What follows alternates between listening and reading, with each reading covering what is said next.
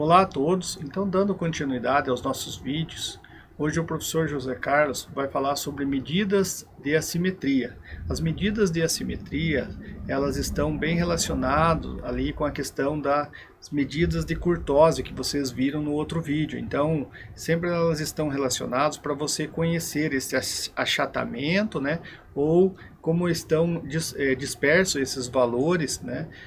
Que vocês coletaram na hora que vocês fazem isso graficamente. Então ela é muito importante, principalmente em trabalhos, né, futuros aí que vocês forem estudar na área de estatística, para saber se vocês vão estar trabalhando com dados, né, que seguem uma distribuição normal ou dados não paramétricos, né. Então ela é muito utilizada lá na frente, numa linha mais aprofundada da área da estatística. Então é importante conhecer a simetria dos seus dados. Olá a todos, olá professor, tudo bem? Então, hoje nós vamos entender um pouco sobre o problema da simetria. A simetria é uma das partes mais importantes na área da ciência. Então, por quê? Porque tem algumas situações em que os nossos dados eles não são simétricos, muito pelo contrário, né? Então, nós temos uma medida para avaliar se as tuas observações realmente elas são ou não simétricas. Então, o que é simetria? É distorção. Às vezes você pode ter um gráfico que ele tem um grau de distorção ou para a direita, um grau de distorção para a esquerda, ou ele é simétrico. Quando ele é simétrico, nós deixamos ele comparado com a distribuição normal de probabilidade, já que ela é uma distribuição de simetria. Então, aqui nós vamos observar uma propriedade através de uma forma empírica para entender o fenômeno que está por trás disso, chamada simetria de Pearson. Depois nós vamos ver a relação empírica de Pearson. A técnica mais sofisticada com relação a isso é através dos momentos matemáticos, que não é o caso. Aqui nós estamos tentando entender o fenômeno por trás. Então, a simetria de Pearson. Existem duas assimetrias de Pearson. Lembramos que, na medida de tendência central, nós tínhamos a média, a mediana, a moda e o ponto médio. Com exceção do último, veja que os três estão presentes. Então, nós temos aqui que a definição define-se a forma e o grau de dissimetria na distribuição, ou seja, a deformação dela. Então, nós temos a primeira assimetria, que é a diferença entre a média e a moda, com relação ao desvio padrão, dividido pelo desvio padrão amostral. E a assimetria segunda, que é a diferença entre a média e a mediana, dividido pelo desvio padrão em 3 vezes o valor. Veja que essa relação aqui que me importa, ó, a diferença entre a média e a moda, e a média e a mediana. Então essas 3 medidas têm uma relação entre elas que vai fornecer as medidas de assimetria. É de fácil interpretação. O que é contra? Ambos os cálculos podem fornecer valores diferentes. E aí que tem um detalhe interessante. Se você tiver duas assimetrias, um valor positivo e uma negativa, quer dizer que o teu banco de dados está misturado. Então, essa é uma característica do primeiro contato para verificar se teu banco realmente é assimétrico ou ele está misto. Primeira simetria de Pearson. A primeira simetria de Pearson está associada à diferença entre a média e a moda dividida pelo desvio padrão. Isso se a moda existir, porque nós vimos na medida de tendência central que nem sempre a moda existe. Aí, quando a moda não existe, você vai ter que utilizar a segunda simetria. Neste caso, supomos a existência. Quando a simetria ela é positiva, então a S1 é maior do que zero. Fazendo este cálculo para a simetria 1, x médio, menos x, que é a moda, dividido pelo desvio padrão maior do que zero, multiplicando ambos os lados por S vezes zero dá zero, x médio menos x médio maior do que zero, então a média é maior do que a moda, ou seja, a média está à direita da moda. Essa é uma informação importante. A média está à direita do valor de máxima observação. Resultado, na simetria positiva, a média é superior à moda. Ou seja, a média está posicionada à direita da moda. E quando for igual? Quando for igual, ambas são idênticas. Então existe um colapso dessa informação, onde a média é igual à moda. Neste caso, quando a simetria é igual a zero, dizemos que ela é simétrica, ou a simetria é nula. O resultado, na simetria nula, dizemos que é simétrica, sendo a média igual à moda. fica claro que a média não é o ponto de máximo da função. Isso tem que ficar claro nisso, tá? Tem que tomar cuidado com isso. E se ela for o contrário, né? For negativo? Se a simetria de Pearson for negativo, significa que no resultado, veja só aqui quando é negativo, multiplicando S por ambos os lados, então a média é menor à moda, ou seja, a média está à esquerda da moda. Resultado, na simetria negativa, esquerda, parte negativa, a média é inferior à moda. Neste caso, a média está posicionada à esquerda da moda da distribuição. Existe, então, a segunda simetria de Pearson, que nem sempre a moda existe, e o que nós temos em contrapartida? A mediana. Então, vamos comparar a média com a mediana. A segunda simetria de Pearson diz o seguinte, que é 3 vezes a diferença entre a média e a mediana dividido pelo desvio padrão. A mesma ideia. Se a simetria for positiva, então, esta equação, esta forma, 3 vezes a razão entre a diferença entre a média e a mediana dividido pelo desvio padrão é maior do que zero. Com isso, fazendo o cálculo, multiplicando ambos os lados pelo desvio padrão, que é S, x médio menos x mediana é maior do que zero, a média é maior do que a mediana, ou seja, a média está à direita. Na simetria positiva, a média é superior à mediana, ou seja, a média está posicionada à direita da mediana. E se for igual? Colapso. Então, a média é igual à mediana. Nesse caso, ela é simétrica. E se for negativa? Aí é o contrário. Se for negativa, a média encontra-se à esquerda da mediana na distribuição. Vide o cálculo, certo?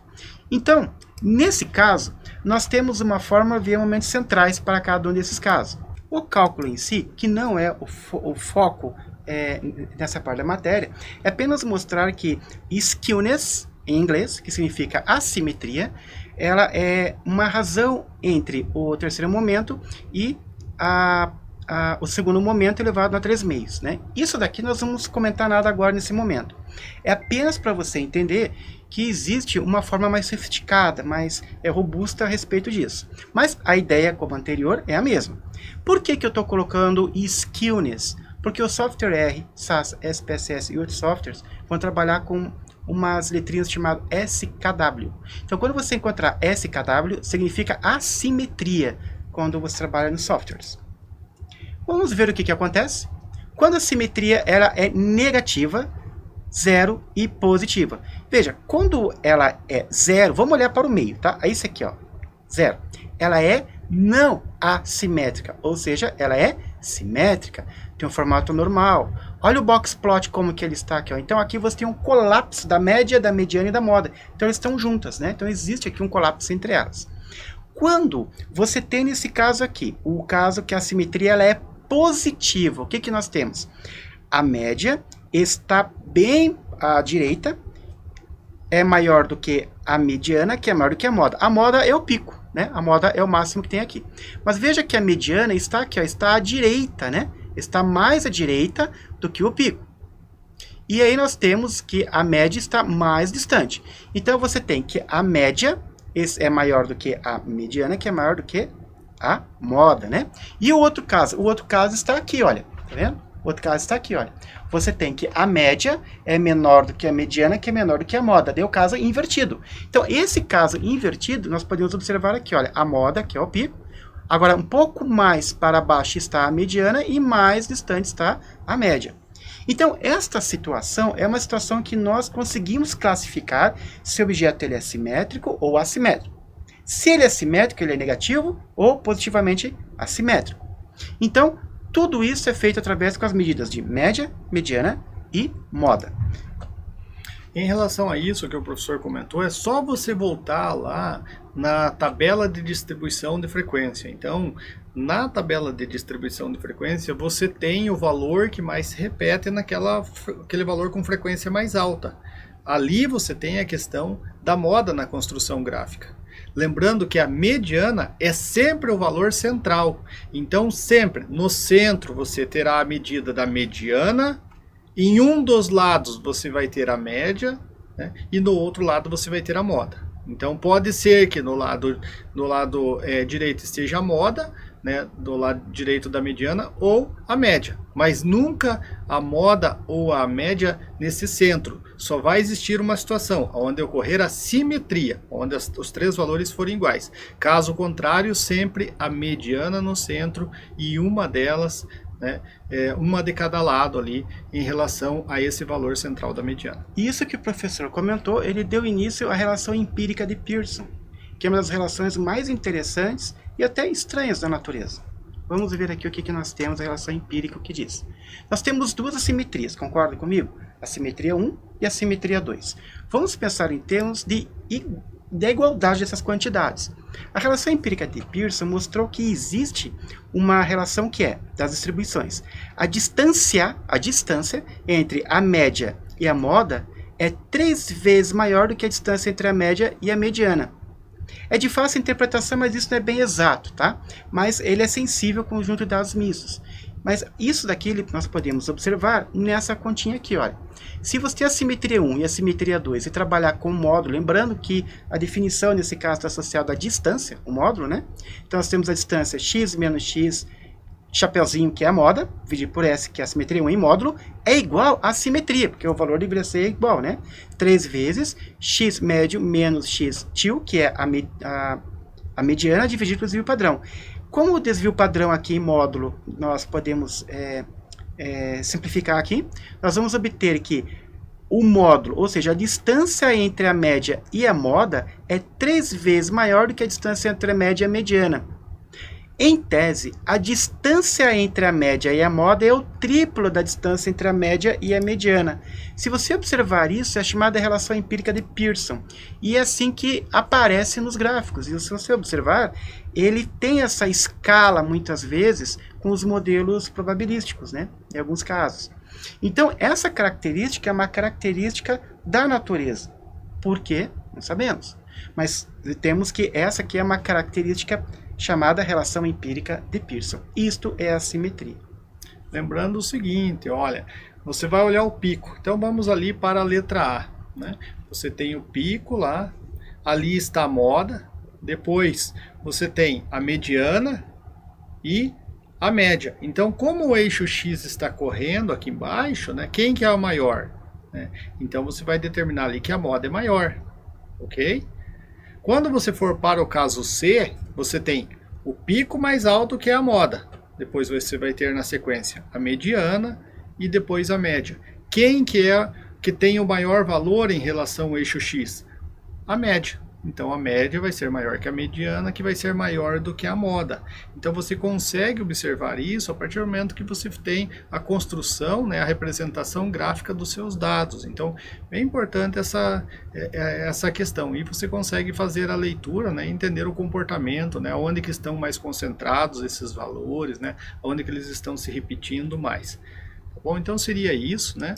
Num primeiro momento, em relação aos conteúdos que nós estamos trabalhando, da parte descritiva, né, da parte exploratória dos dados, né, estudem a respeito da simetria e aguardem os próximos vídeos. Então eu vejo vocês no próximo vídeo. Obrigado, professor Amaral. Obrigado a todos. Até a próxima.